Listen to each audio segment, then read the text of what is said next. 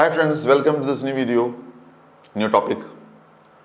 Kindly subscribe the channel, those who have not done. You are what you think is a famous and universally true statement. You are what you think. You think good, you feel good, you remain good. Whereas if you think bad, you will feel bad, and in all likelihood you may remain bad. Thinking is a very unique ability among so many other distinct abilities that humans have, which makes him different from an animal.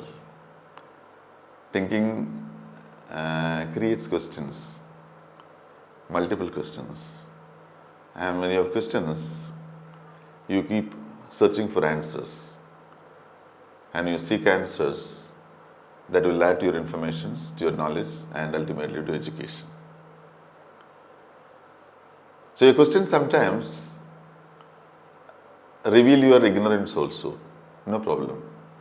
Ignorance also can fetch you good answers. The only problem is you should be able to admit your ignorance, express your ignorance, declare ignorance. One step ahead, if you are ready to confess your ignorance, that will pour in information and knowledge to you. Normally what happens is we try to hide our ignorances, especially from our younger generation, our children. See, the problem is when we look at our homes, the middle-aged people, most of them are not very well versed in computers or smartphones or electronic gadgets. You know why? They have this problem. They don't know anything about computers, but they don't reveal that. They will either avoid these things as not things acceptable to them, or they will just pose that they know it all. The problem is they will never come to know about these things. Whereas the moment they declare that they don't know, that itself is an openness to accept knowledge. You have tutors in the house, your younger ones, your children, your own children, they will teach you. So that's why they say the real source of knowledge is ignorance. But provided you admit your ignorance. So ignorance is not disqualification. Actually, ignorance is an eligibility. That's what most of the definitions about education tries to tell us. One of the prominent definitions about education, which talks very respectfully about ignorance, is from Dr. Will Durant, a famous educationist and philosopher of America. He defines education as a progressive discovery of own ignorance. The definition is education or knowledge is a progressive discovery of one's own ignorance. So ignorance has the prominent role in making one educated. What happens is the more you are aware of your ignorance, the more will be your seeking for information and knowledge. So that makes you all the more educated. For millions of years, human race has been acquiring knowledge and enlightening themselves using this method of asking questions, realizing their ignorances. So that's a very important thing, because this seeking of information and knowledge, realizing their ignorance, is what made human a super animal as we see him today. Humans always use their brain and not their muscle power. They didn't use their body, more of their brain is being used to advance and progress and become civilized and polished. So thinking, basically you have to think. So that quality of thinking is exclusively for human beings. So when you think, you will be full of questions. What, where, when, which, how, all these questions. You will keep on asking questions and you will keep on getting answers for all this. And all your questions, all your answers will ultimately merge in one significant question. Why? You start thinking why. Because you got answers for those questions, small questions, short questions of yours. and you know the answers, and you ask, you think, why all this? That is a revolutionary question. Why is? Because an average human being, a normal average human being, readily accepts everything happened to him as destiny or fate, or price of his sins, some religious beliefs goes. And the small gains he makes, he always tries to accept it as fortunes. But a few, a counted few in them, ask why. They make revolutionary changes in life. Because this question why is questioning everything, the tradition, the law, the myths, the problems, the possibilities. These people, they question everything. They ask why. They need answers for all this. And this why is an explorative question. This is what gave us the ready-made answers that we have today are all hardened by our predecessors through their very bold questions why. And human race advanced by asking why. And minority, inexcusable minority gain, didn't stop at there. They went further ahead and asked why not. And that becomes a thinking pattern. Think and ask pattern. Think why and ask why not. Most of these ready-made solutions that we have today in our hands is contributed by this thinking pattern of a minority from generations to generation by human race. Everything that we have today, right from a small hairpin to an aeroplane, making our life easier and faster, all came from this thinking pattern, think why and ask why not, done by a minority, very seriously. So human race is advanced, human race went in for inventions, new findings. All this happened because of this revolutionary and evolutionary question, think why and ask why not. You know, our ancient man, our predecessors, they were nomads. They were not camping anywhere. They were just roaming around aimlessly. They had no shelters, no house. They were not indulging in agriculture those days. They had not realized the importance of fire or need of fire. So they had no commitment. They were just moving ahead in groups from place to place. Once their resources are exhausted in one location, they will move to another location. It kept on happening this way. And they have been facing quite a lot of problems in between. And they have been accepting it as such. But some problems haunted them. Like when they were moving in groups, sometimes one or two of them suddenly fall down and die. They never could understand why. Most of them accepted it as a natural thing, normal thing. Nobody asked anything. But some of them, again a minority, started asking why this. Because there were no marks on the dead bodies, no causative injuries on the bodies, no marks, no trace. So they were really in dark as for the causes of the death of these people. So some minority again in there started asking why. Maybe for generations they kept on asking, for centuries they kept on asking. And ultimately they got an answer that these deaths are caused by snakes, snake bites. It's really surprising because snakes were never considered as a harmful creature. Beautiful animals, no visible hands or nails or teeth or no harmful limbs for them. How can they be harmful to the humans? They never envisaged that to happen. But ultimately, when they realized that snake causes the death to them, it was a shock to them. So they knew now snakes can cause them death, snake bites can kill them. Again, a minority in that minority didn't stop at there. They went further ahead and asked why not. And that again asking this why not for centuries, they would have come to a situation, equipped situation of guarding themselves, protecting them from snake bites. Not only that, they probably started finding out methods of saving people from venom. The traditional ways of using plants or leaves all were evolved from that thought of why not. And as it went on for thousands of years, ultimately in 1895, Albert Camus, a French scientist, invented antivenom. So that is the result of a minority in a huge race of humanity, which raised a question, why? And again raised a question, why not? So this think and ask combination, this pattern of think why and ask why not, has given us everything that we have today.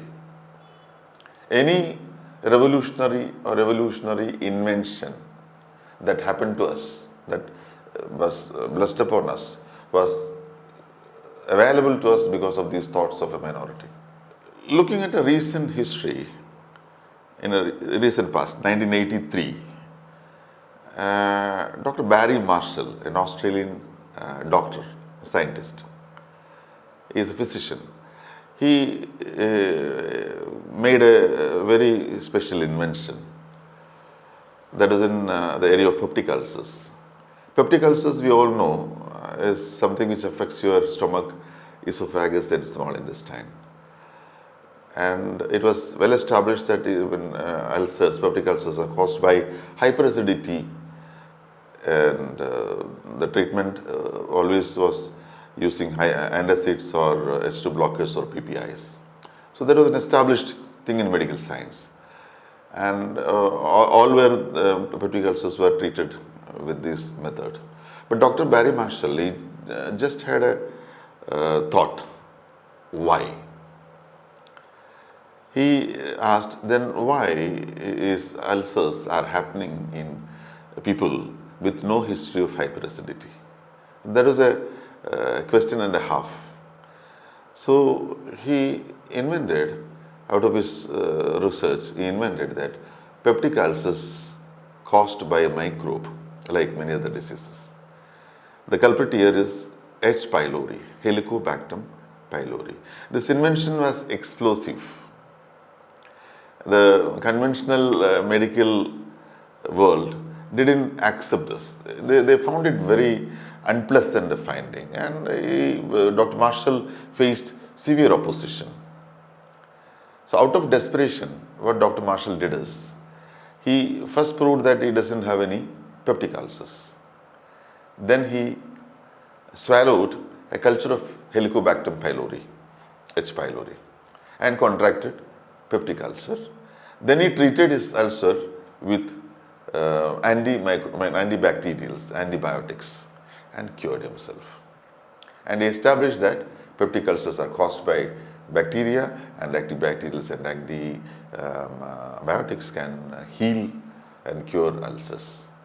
So ultimately, the world has to accept it. Any invention, any finding, any revolutionary change of thought has a great resistance. Even in a modern time, of as good as 1983 also, it caused huge resistance from a conventional group.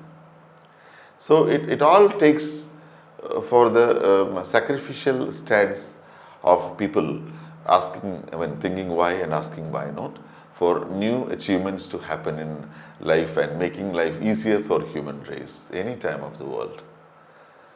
Dr. Marshall was establishing that from huge amount of resistance and oppositions from around.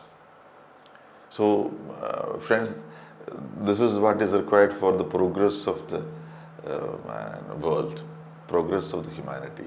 In fact, humanity achieved everything through this thought, think why and ask why not.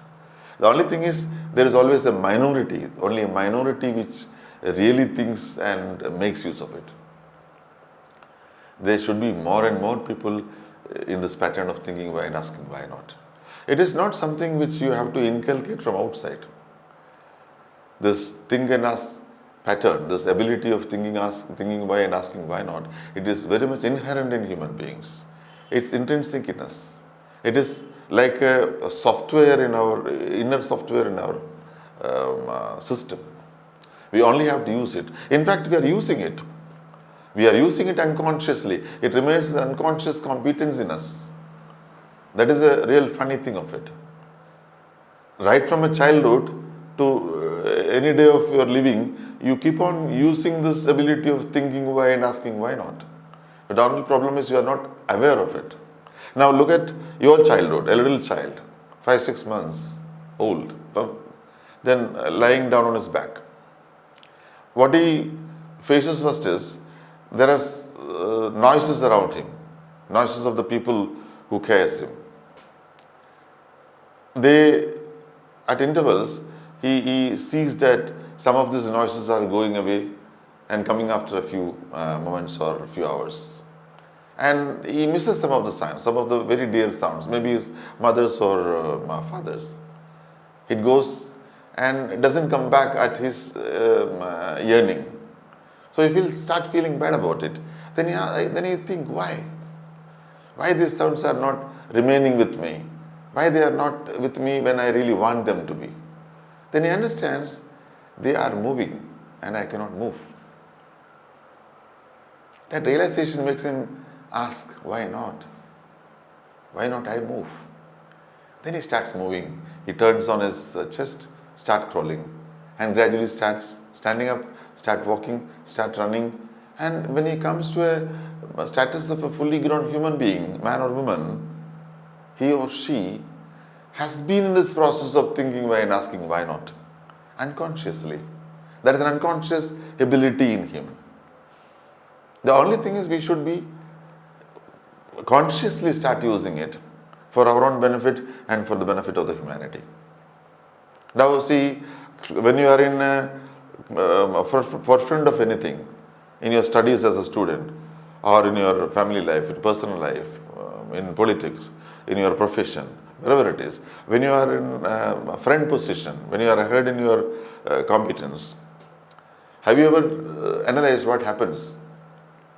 What happens is you are looking at a model in front of you, somebody who is a model for you, and tries to ask why he is in the front. Then you start learning him. What has he been doing? Then you understand these are the things, you get answers. Then you ask yourself, why not?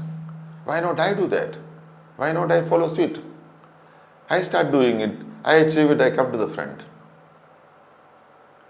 Your friend, your relative, your neighbor, or maybe somebody you don't know at all, goes to the peak of achievement by using his abilities, doing things different. And you notice, really good, fascinated you are. You ask why?